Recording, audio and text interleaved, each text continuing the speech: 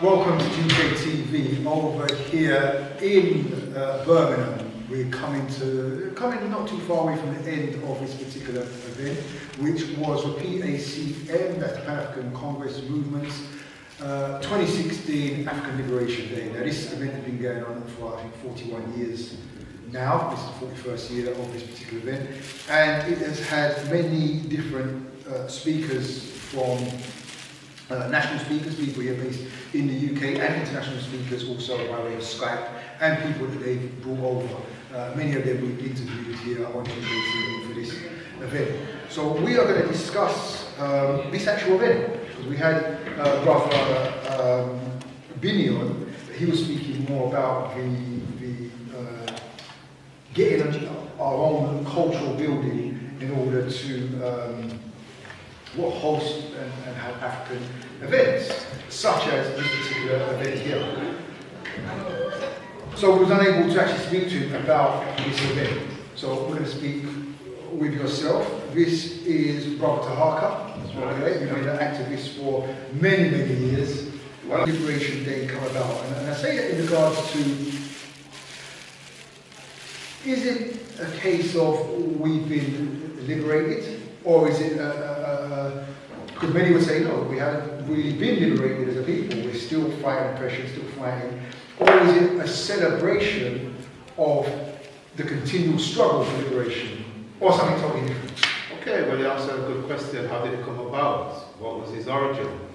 Basically, his origin was back in Africa in 1963, and the initiators was Dr. Kwame Nkrumah and Haile Selassie in Ethiopia.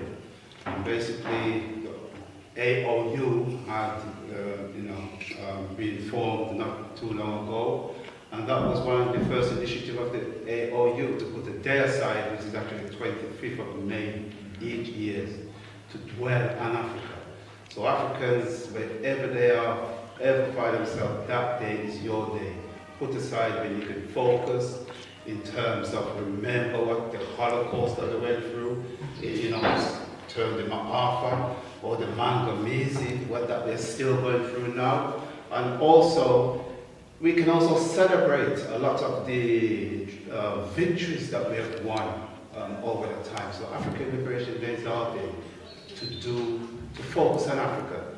And the unique thing about the PACM, since 1975, it's an African-only event. And now, why do I say that? It's very important to have the African family together with no outside influence, so that we can concentrate fully. Because I've been into meetings where it's been a relatively mixed crowd, and you can see an African brother and sisters is burning to say something, but they're looking around and thinking, I better not, because no, we want people to be able to come and express themselves. So the initiative started in 1963 by Nkrumah, and Selassie is an initiative that can only grow and grow. As far as the PACM is concerned, the PACM involving the African Liberation Day began actually in 1974, when a delegation from this country visited the 6th Pan-African Congress, which at the time was being held in Dar es Salaam in Tanzania. Now, when that delegation came back, part of what they committed themselves to do was to fuse as various organizations into one and create a national organization that they see as more effective than the little splinter groups that was around at the time. So in 1974, the Pan-African Committee was born, and that eventually in 1977 became the Pan-African Congress Movement, which is still is today. You had, it was a real honor and pleasure for me, insofar as you had Brother Ben Wender from West Papua, and having an interview with him yesterday, it was kind of choking to me. It kind of choked me up, because I've been watching the plight online. I think when I said when I first ever came on Facebook, that's the first kind of imagery what I started seeing being shared. I posted and shared, and to actually to speak with him and interview and the great work, and it kind of shows in regards to liberation that we may be liberated in some aspects, some places, but in other places we're still suffering, and wherever we're still suffering, we're not liberated. That's right, because that's one at the outset of the Pan-African Congress movement, the word Pan-African is very important because that includes the whole African family wherever you find yourself. So the Africans down there in the South Pacific, the Africans in South Central America, the Africans that we find in Europe, the Africans that we find in Australasia, everywhere, they are African people. And the Pan-African Congress movement embraces all of them. In fact, during the early years of the Pan-African Congress movement, putting on African Liberation Day, one of the things it did deliberately was to reach out in the Pan-African world. So at an LD, it was not surprising to have met people from native Australians, from Australia, meeting people from the Solomon Islands, from Guinea, from Brazil, all over Africa, wherever you find our people, it's important for us to communicate with each other because our plight is the same. The enemy doesn't change. The enemy of African people is the same. And basically the enemy is all non-Africans. If we look closely, everybody is after Africa. I mean, right now we're seeing what's going on in Africa in terms of the land grab. We're seeing China, we're seeing India, we're seeing Europe, we're seeing the Americas. Everybody's heading to Africa. Why? We are told Africa is so poor, it cannot feed itself, yet in reality Africa is feeding the world. That's right. Yeah? And it is part of the PACM ethos to highlight that, to expose that, to let people know what is really going on. That's why you see at African Liberation we reach out. It'd be easy for us just to keep it a close thing and say it's a PACM event, all the speakers will come from the PACM, but we never do that. We reach out across the world. This African Liberation Day, you can see we had Irritated Genie. We are also going to be linking up with Zaza Ali. We also had Benny Winter. We also had Sister Maureen from Jamaica. And that's the quality of the PACM, to reach out so they can come and they can, you can hear the news firsthand, not secondhand, not edited.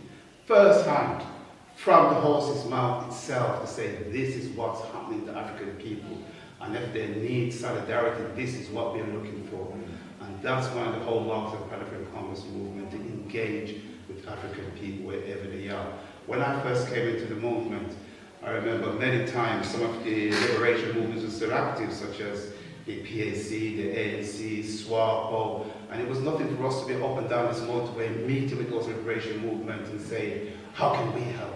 What can we do? What can we contribute? So if it was going out every Friday with a bucket to collect money, if it was in any way we could assist, because that's our role to help our brothers and sisters. And you can see over the years, where, as Irritated Genie says, they're struggling in America with that whole thing of how homosexuality is encroaching into the African community. Clever plans to infiltrate it. So-called black president, and what is his #1 focus and aim during his presidency is to establish and promote homosexuality in the African community. So when we see things like that, we have to fight against things like that, and we have to ally ourselves with organizations and brothers and sisters who are fighting against such perversion. Because at the end of the day, Africa is all we have in terms of a people. Africa is our bedrock. Africa is our home. Yet everybody is eyeing up Africa. Europe, you can see the catastrophe over the years that they have committed. Now you get China going in and say, well, we are not coming in as slaves as what Europe did. We are coming to invest. What kind of investment is taking place when you really look at it? African farmers are being thrown off their land. The most fertile land in Africa is now being taken over by China, India, and other sort of countries to do what? To cultivate crops for to feed their domestic market. While African people are on the margins, they're given more of the land, and things like malnutrition is rife amongst African people. Yet, it's feeding the Gulf states, it's feeding the Saudi Arabia. No, that's got to stop. People's got to wake up to what's really going on. And, you know, and the first thing we can do is to bring that information to people so that they know about it. That's why it was an honor and a privilege to have Benny Winter here from West Papua. Because a few years ago, yes, I heard about West Papua. Yes, it kind of guess what's going on, but the hard and fast news just wasn't getting. Got Indonesia, got Togo is black, no journalists allowed. And with Benny being here and coming, now we can see the whole message is being spread. And the PACM is proud to be able to facilitate Benny Winter and to expand his message more into the black community. Well, I mean, as I said, it was an honour and to come here at this event, and not only this year, but I think GKTV's involvement was last year. Yeah, they were to interview a wide range of different speakers that you had here, you know, from people talking about the reparations movement up to, you know, Brother Umar Johnson talking about, you know, what he was trying to develop and build and galvanise people over here. So the fact that, you know, we're still going strong after, you know, all these years. But, you know, another question, I kind of put this to Brother Billy in regard to the legacy. And, you know, talking about the younger generation, you know, the PACM, the people that we've interviewed here today and last year are the elders who are in part of the PACM.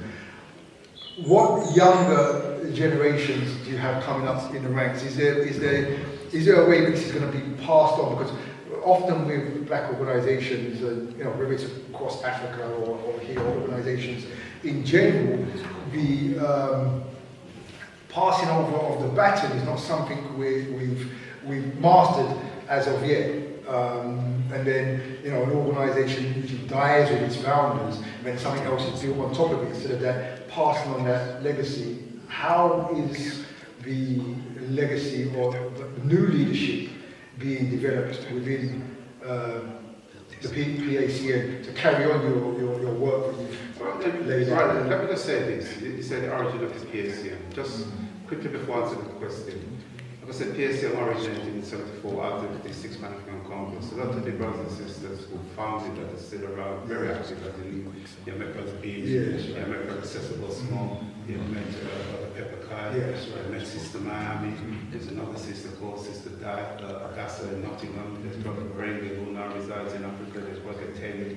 So all those brothers started this in 1974. I came along as the next generation of brothers. 1974 I was still a schoolboy. Right, so I came and got involved, and all these years later I'm still involved, and you'll see other generations of me have come involved. Now PACM is a peculiar organisation in that many organisations I see, many times when you say I'd like to be a member, it's a matter of filling up a form and paying a membership fee and you're a member. With the PACM and the African Caribbean Organization was the organization that I came out of, which is affiliated with the African Congress movement. For instance, the African Caribbean Self-Help has a process where it takes 2 years to become a member. And people say, why is that? You don't really want to know, because they're looking for quality. The people that come through African Caribbean, 10, 12, 20 years later, they're still there because they are very selective, because you have to be selective. Otherwise, just a burden of to and fro will bring you down.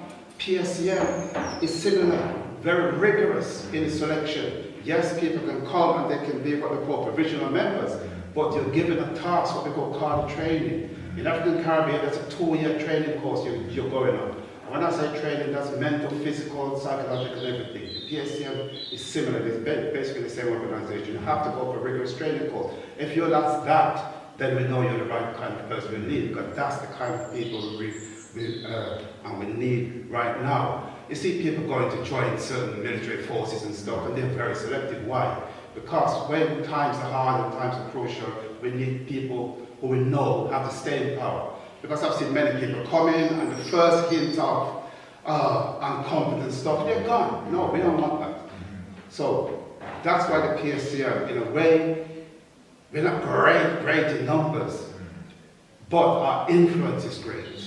Right now we can reach out anywhere in Africa, on the African continent, anywhere in the Caribbean, anywhere in the Americas, and we have those links and our message is out. And that's, to me, that's even more effective than saying we have 10,000 members and 9,999 of them are basically sleeping members. We'd rather have 10 members who are very active. So that's why you see the PACM, we're small in numbers, but our influence is felt all over. My sentiments go out to that exactly. I think the numbers game, it looks good on paper for pictures, but in regard to your effectiveness, whether it's in your community or worldwide, can be next to nothing. Whereas, as you say, very small numbers, just the amount of people you're able to pull into and speak or Skype with across the world, across the board, the different people you can come here. And I know this isn't just done here right now, you can do this at any time, if necessary, and put it on. So I understand the power in that, and I really... And the other thing I've got to say, when we say Pan-African, the PSCM don't hold exclusivity to Pan-African. So we are part of the world Pan-African movement, and we just fit in. That's why we type ourselves PACM UK, because we are just part of a whole global Pan-African movement. So if you look into Americas, in the Africas, wherever, you'll find sister Pan-African movement, which we have very secure links with. So we can move into the Congo or the Senegal or South Africa or where, and we have links, we just link in with those movements. In the Caribbean, we just link in. So it doesn't faze us too much sometimes that people say, well, people are dying out or blah, blah, blah. Garvey's been dead since 1940, right? And yet, it's everywhere. Because the message is so strong. The message is the most important thing. So just because you haven't got, like I'm saying again, physical numbers, or you falsely think, oh, we've lost a generation, so we're going to die. And you find that the generation after pick up the baton and runs with it. If you look at our history, that's the kind of pattern we find. When Garvey died, the UNIA, what happened? I mean, yeah, what happened? We find that it metamorphosed into something else and became even stronger. Its influence spread even more. And you look today at Garvey's name and Garvey's legacy and Garvey's influence, it's overwhelming. Yeah? And it's the same kind of approach that the Pan-African Congress movement have. Because we realize that we're not on our own, we're part of a worldwide Pan-African movement, and we just slot in and fit into it. So yes, you might see at one point the movement in Britain is at the low end, where the movement in somewhere like the Democratic Republic of Congo right now is flourishing. You're talking about when they meet in the football stadiums, you know? So that encourages us. I mean, Brother Bean, we lead a delegation down there in June, for instance, and we're just linking up with our brothers and sisters. So the movement is not beholden unto PSCM UK. PSCM UK will have its ups and downs. PSCM and everywhere we're going to go up and down. But it's the collective, it's the whole. And the whole is going from strength to strength. Because another thing we shouldn't forget, every move, every step forward we make, we're pushed 2 steps back. So what I'm trying to say, every time we try to do something, and people say, just put on a meeting. The obstacles against us, the forces against us are vast. Just for instance, to put on this LD for these 2 days here, the obstacle we have to overcome, you would not believe. Some of the people we tried to get in, as soon as they realized they were guests of the PSCM, bam, visas refused, passport withhold. That's the reality in the organization we are operating in. So being mentioned yesterday, LD at one point got so big that the city of Birmingham intervened and said, look, you either deal us in or we block you. So we used to meet at Holyhead years after year, Holyhead School. The fees went up from about 1,500. Next year they said we want 6,000 if you want to hide at school. Knock us out. But yes, the man said knock us out. Same they're trying to do here right now. It's the same thing. But we'll always find a way, of course. We'll always find a way. When they think we're dead and buried, we'll resurrect ourselves. We'll always find a way. So that's what I have to say to people. Yes, when you get involved in movements, a lot of people think it's just some Buckingham Palace tea party they're going to. We're going to meet, we're going to network, we're going to throw little parties, everything's going to be nice. Yet, the reality is this, we're fighting for our survival. The reality is this, when you get movement, yes, you may end up getting those threatening phone calls, you may end up getting attacked in the street, you may end up being thrown into a prison cell, but that's why the intensive 2-year Carter training to prepare you for that eventuality, because that's the reality. Benny Wender was locked up for 25 years. He had to break out of jail. That's the reason you see him here. He broke out of jail, right? And that's the reality he's seeing. I attended their demonstration outside the Indonesian embassy last year, and 2 weeks after, just for reprisal and wickedness, they went to murder his cousin in Indonesia. So those are the realities, and when sometimes you put it to people, the stark facts, a lot of them just slowly withdraw. It's too hard to handle. Yeah. I think that's why that's what the PACM is dealing with realities. Yeah, you're definitely, and I'm glad you kind of finished on that note, because that brings it home to people. But the liberation struggle, it is a war. Whether we war by trying to take control back of our media and export our messages in them ways, no matter what formula, it's not easy. And I think that's what keeps people away. It's like, it's easy just to remain asleep where I am in my world of dreams, because I'm not really bothered by the realities. They're not really affecting me as of now. But it's, you know, as you said, the enemy looks at the long-term goal. I may not affect you right now, but I'm definitely going to have your grandchildren in a different position where they are now. And because we've moved away from caring from caring for our future, we're more concerned about now, where I am now, what I've got now, as opposed to what are my grandchildren going to be living in, what environment are they going to be living in. And if we don't support organisations which are taking up that struggle, we may not agree with the information, we may not agree with the policies, you may not agree with the actual persons, but the cause remains the same, and that cause is liberation of us as a people in whatever form or fashion. Different people are taking it up across the world in different ways. If you can't get involved with one, get involved with another, but just get involved. You may not want to get involved directly, but you may have skills to the table which you can lend behind the scenes. Right?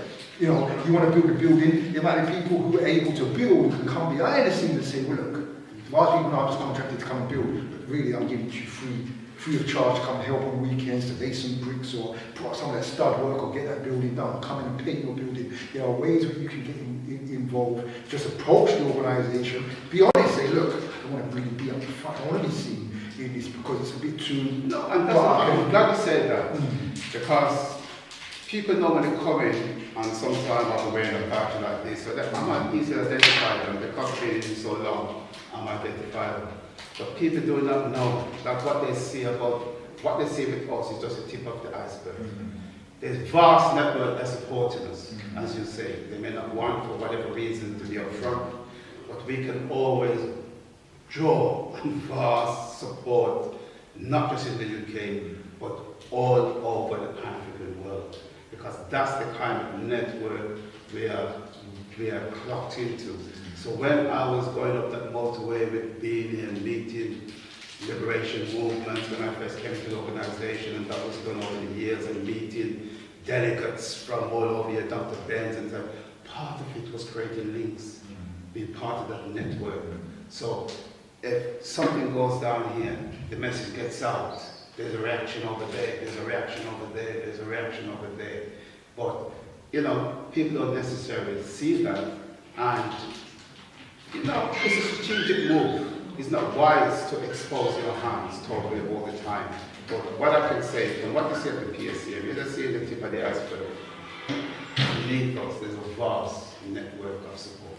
Okay, and with that, we are going to sign out. I'd like to thank Brother Taharkah for this interview, and also for this event, which is here now, which we have the pleasure of being at and getting involved with people, and even more. I joined this movement, I was 19 going on 20. But the Beanie would tell you he was 14. What is the average 14-year-old doing today? How many 14-year-olds would get together and say, let's create a constitution, let's create a movement, let's link it with the companies in America, see what they're doing, and ask them to help us form this thing. You can see, those are special breeds of people. Because the average people just go with the flow. You are going against the flow. And that can be very problematic at times, but that is what's needed. Because if you look at all our heroes and sheroes from Harriet Tubman to George Truth, to Marcus Garvey, your Blyden, your Thomas and Carr and stuff, they had to swim against the tide. And it's because they swim against the tide why a lot of us are here today. Because remember, during the time of the Holocaust, it wasn't William Wilberforce, Brentford Small, or anybody like that. It was Africans that liberated themselves.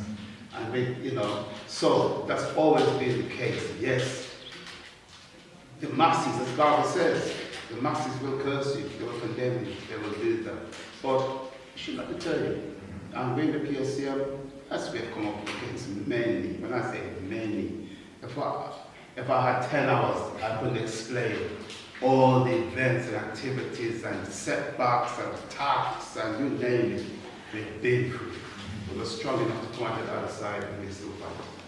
And here, still fighting here in 2016, and we'll still be fighting in 2017 when we will be in Birmingham, if not here because the adverse forces. I know these brothers and sisters who are involved in this organisation will make it happen somewhere. But between now and then, we say peace and thank you for your time. Thank you. Thank you again for God Coach TV, the #1 conscious raising station. I had the privilege to meet my brother Nkosi last year and say I would like you to come and cover African Liberation Day. And so impressed was we with the work that you delivered, with no hesitation to say you are the one who want to cover it again next year. Brilliant work, my brother. Thank you, sir. You can only go from strength to strength. We're with you all the way. Thank you very much, sir. I appreciate it.